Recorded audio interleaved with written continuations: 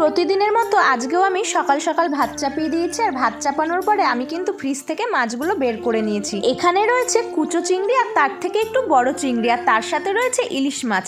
ইলিশ মাছগুলো ছোট হলেও কিন্তু খেতে দারুণ টেস্ট ছিল। যখন মাছগুলো মা কাটছিল তখন কিন্তু রক্ত বের হচ্ছিল।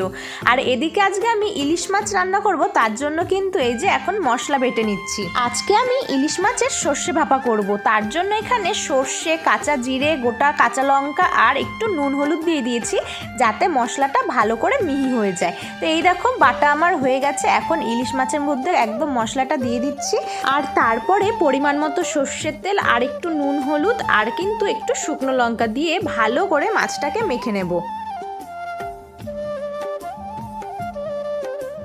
এই তো সব রেডি হয়ে গেছে। এরপরে গ্যাসটা জ্বালিয়ে গ্যাসের উপরে কড়াই বসিয়ে কড়াইতে একটুখানি সর্ষের তেল দিয়ে দিচ্ছি। মাছে যেহেতু সর্ষের তেল দিয়েছি তাই অল্প করেই দিলাম।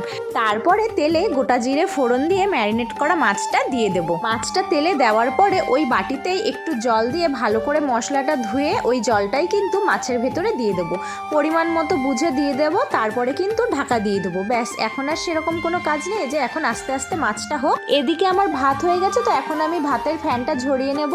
আর ওদিকে তো মাছটা আস্তে আস্তে হচ্ছেই, তো একটু পরেই কিন্তু মাছটা নুন টুন দেখে নামিয়ে নেব। তো ভিডিওটা কেমন লাগলো অবশ্যই জানিও। টাটা।